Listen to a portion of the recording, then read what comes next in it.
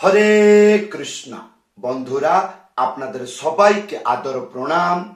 আমার নাম হরিদাস, ইস্কন মায়াপুরে থাকি।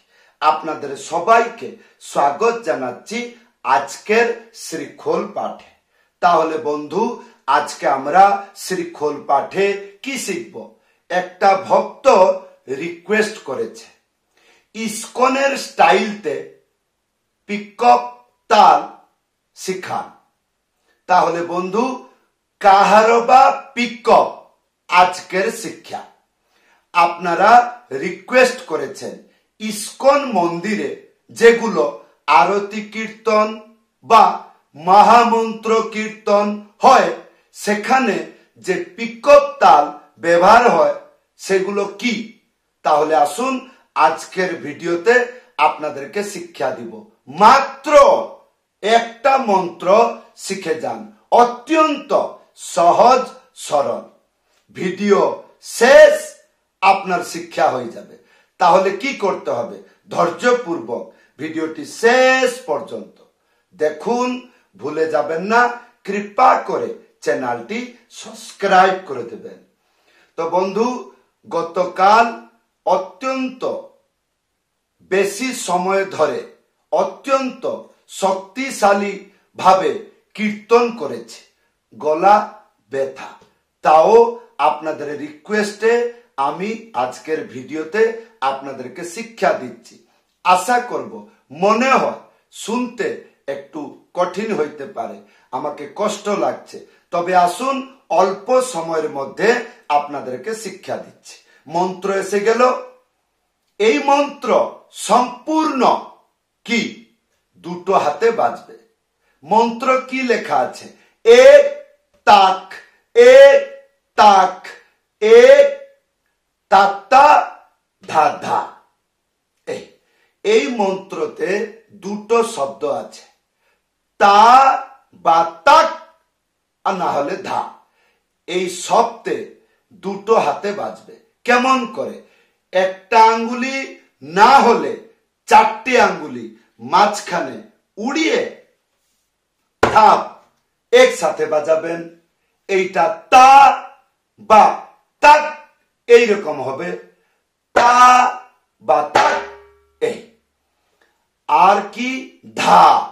একটা আঙ্গুলি না হলে চারটে আঙ্গুলি মাঝখানে উড়িয়ে ধা একসাথে বাজাবেন।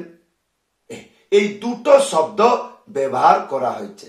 আর এক, এক মানে খালি। কেমন করে ওই খালি শিখব? তাহলে আসুন এইরকম এক তাক, এক তাক, এক তাত্তা ধা ধা। ইয়ার পরে ডবল বাজাবেন। কেন? ভিডিওর পূর্বে আমি বলেছিলাম কি ত্যাহি ধীর গতিতে বাজে, পিকআপ ডবল গতিতে বাজে। তাহলে বন্ধু, এইবার আসুন এই পিকআপ তাল গান গাইয়ে বাজিয়ে আপনাদেরকে দেখাচ্ছি। ইস্কনের আরতি কীর্তনে এই পিকআপ তাল কেমন করে বাজায়, কোথায় বাজায়, আরতি কীর্তনে কোথায় ডবল বাজে, এগুলো কান দিয়ে শুনুন। আপনারা রিকোয়েস্ট করেছেন। এইবার প্রশ্ন হবে, স্যার এই পিকআপ কি কেবল ইস্কন খাতায় এগ্রিমেন্ট আছে? না, এই পৃথিবীতে যতগুলো কাহারবা ভজন কীর্তন গান আছে কি এই পিকআপ তাল ব্যবহার করতে পারবেন? আসুন, যেমন কিবা জয় জয় গৌরা চাঁদে আরতি শোভা, কিবা জয় ও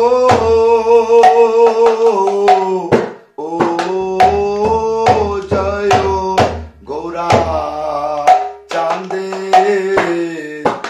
আরতি শোভা,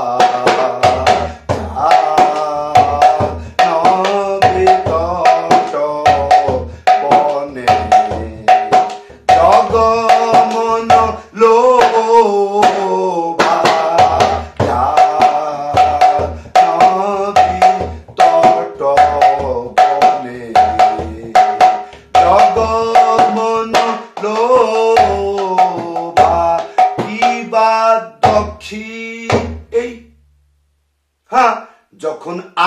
কীর্তনে ডবল শেষ হয়ে যাবে, মানে যখন শেষ তখন আপনি ত্যাহি দিবেন। কেন? এখন আমি যাচ্ছি বাজাবো ধীর গতি। কেন? গান শেষ হয়নি। কেন? আরেকটি পদ আছে। আচ্ছা, ওই পদ গান হবে, হ্যাঁ, তাহলে কি বাজাবো? ধীর বাজাবো। আর যখন ওই পদ শেষ হবে তখন ডবল, তারপরে ডবল বাজাবেন, এই পিকআপ তাল বাজাবেন, আবার সেই পদ শেষ হয়ে যাবে। তারপরে কি করবেন? ত্যাহি। কেন? আরেকটি পদ গাইবে।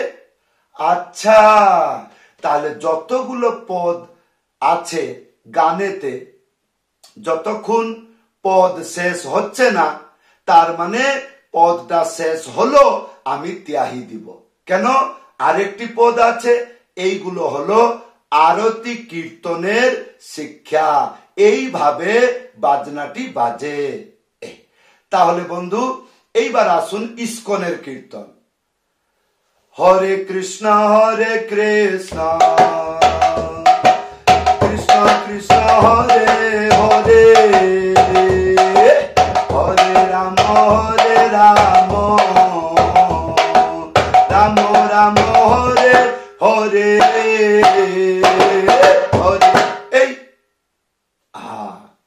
এইবার জিজ্ঞাসা হবে, আচ্ছা ইস্কন কীর্তন ছেড়ে দিয়ে আমাদের মানে এই আমরা যেটা বাইরে শুনছি সেগুলো, যেরকম হ্যাঁ, গোবিন্দ জয় জয় গোপাল জয় জয়, গোবিন্দ জয় জয় গোপাল জয় জয়, রাধা রমন হরি গোবিন্দ জয় জয়। এই তাহলে যেরকম অনুপ জলোঠার গান, সেখানে এই পিকআপ তাল ব্যবহার করতে পারবেন। কেমন? হ্যাঁ, मैया मोरी मैं नहीं माखन खायो रे, मैया मोरी मैं नहीं माखन खायो, हरे मैया मोरी मैं नहीं माखन खायो, मैया मोरी। এই হলো গান। তাহলে বন্ধু, এই ছিল আপনাদের রিকোয়েস্টে শিক্ষা। একটা মন্ত্র শিখলেও সম্পূর্ণ ইস্কনের স্টাইলতে এই পিকআপ তাল ব্যবহার করতে পারবেন, বা ইস্কনের যতগুলো কীর্তন আছে, আরতি কীর্তন, যেমন ধরুন মঙ্গল আরতি, বিভাবরী শেষ আলোক প্রবেশ, নিদ্রা ছাড়ি উঠ জীব, বিভাবরী শেষ আলোক প্রবেশ, নিদ্রা ছাড়ি উঠ জীব, बोल हरि हरि मुकुंद मुरारी, राम कृष्ण हयग्रीव, बोल हरि हरि मुकुंद मुरारी, राम कृष्ण हयग्रीव। এই ইয়ার পরে যে পদ গাইবে, এটা প্রথম পদ, ইয়ার পরে যে পদ গাইবে সে পদের লাস্টে ডবল আসবে, তখন এইটা পিকআপ তাল বাজাবেন। কিরকম? না রে না রে না রে না না না না না না না না না না না না না না না না না। এই চললো। তো বন্ধু, শরীর ভালো আছে, কিন্তু গতকাল বহু সময় ধরে গান গাইছি, এই জন্য গলাটা ব্যথা, খুব বিরক্ত লাগছে কথা বলতে। আশা করি আপনারা বুঝতে পারছেন। তবে আপনাদের রিকোয়েস্ট ছিল এইটুকু শিক্ষা।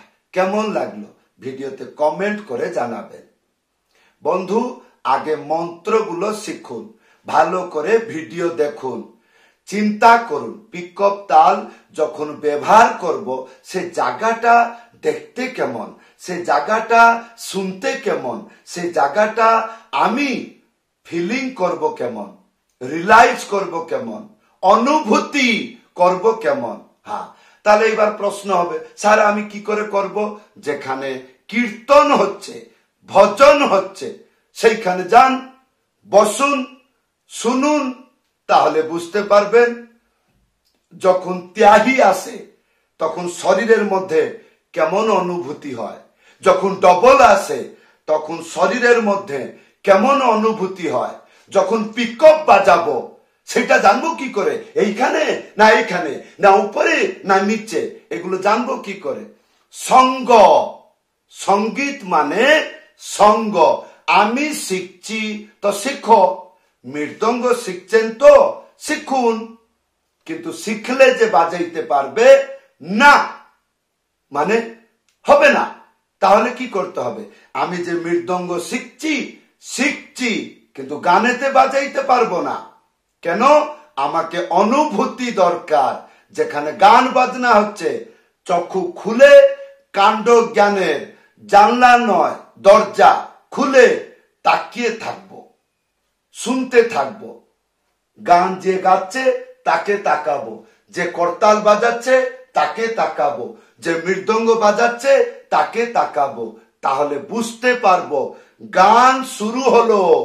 এই অনুভূতিটা কিরকম, যে এইখানে বাজাইতে হবে, এইখানে বাজনাটি ধরতে হবে।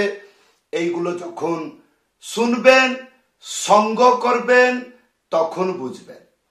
তাহলে বন্ধু, এই ছিল আজকের শিক্ষা। সবাইকে ধন্যবাদ, সবাইকে প্রণাম। হরে কৃষ্ণ।